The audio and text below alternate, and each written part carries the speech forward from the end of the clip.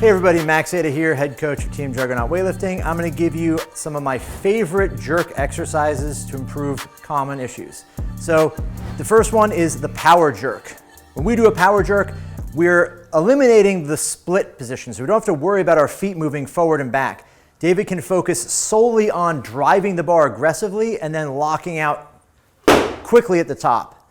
Power jerk's a simpler variation. It allows us to kind of just step away from the complexity of the whole movement and focus on that lockout.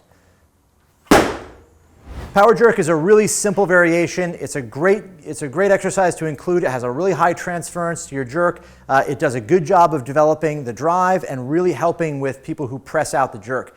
I would include the power jerk throughout all phases of training, especially earlier in the training cycle. It's a great way to build into the technique of the split jerk without overcomplicating training too early on. So we can spend a little more time just isolating that drive and the lockout. As we get into strength phases, we can obviously go heavy and test the power jerk. And then obviously into peaking phases, we can use it as a technical session, a way to kind of alleviate some of that complexity and skill and just get a small, simple session in to stay in touch with what the jerk drive feels like.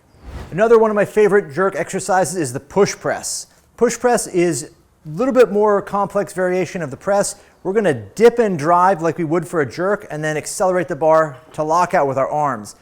I think the push press is one of the best exercises to improve the trajectory of the jerk. If you're the kind of person who often drives the bar forward, the push press does a great job of fixing that. The reason it does this is because you're constrained to keeping the barbell over your base of support.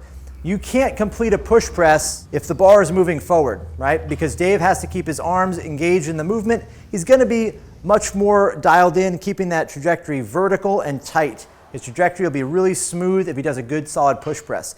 It transfers very well to the jerk itself because you're practicing the dip and drive just like you would for the jerk and then completing the lockout like you would in the power jerk or the split jerk. Push presses are a great exercise to include in the training program, but I would limit them to early in the training cycle. They're great as a complex variation where we would do like a push press plus a split jerk to teach some of the movement characteristics and get some of that trajectory stuff to transfer to the actual lift. Then in the strength block, we can use push presses alone to develop a little bit more absolute strength in the jerk and the lockout. But as we get close to the competition, we want to eliminate them because you don't really want to get any of those slower pressing movements to interfere with the speed quality of a split jerk. My next favorite jerk exercise is the pause jerk. So this is a great variation for developing leg strength and developing the power to drive the bar in the jerk. If you have a really hard time getting the bar high enough or generating enough power to move the bar well, pause jerks are a great option for this. What we want to do when we're doing a pause jerk is make sure that when we dip low enough to feel our quadriceps actually working. So you might dip slightly lower than you would in the actual jerk. You'll feel your legs before you actually start driving, and that'll help reinforce what it's like to actually drive through the floor, drive through your legs to get maximum power. This is a really good option for people that struggle with that getting enough vertical height on the bar. Pause jerks are a good option to use throughout the cycle, but definitely limit it to the general phases and strength phases. If we get too close to the peaking phase with that dip being completely stopped, we'll lose some of those speed qualities and we'll definitely lose some of that reactive checkmark-like dip that we like to emphasize in the jerk. Another one of my favorite jerk exercises is the pause and the split. So this is really just an additional movement you're going to add to every jerk you do. Once Dave splits and lands, he's just going to hold that position for a few seconds. I say count to 3, but not everybody's second is the same, so make it a long 3 seconds here. He lands, he's going to rebalance his feet, make sure he's in the proper position before he recovers.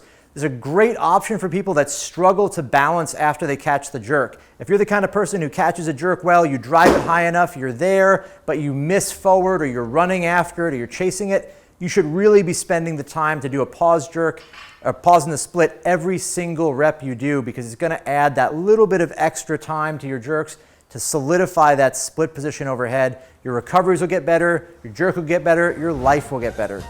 I like to have them included pretty much the entire training cycle. Expect that you're going to pause in the split every single rep you do because that's really where you're going to get the benefit. If you don't do it consistently through the training cycle, it's not going to matter. Just pausing once here and there not going to help. So make sure we include it all the way through the training cycle, from general to strength to peaking, and make it a habit.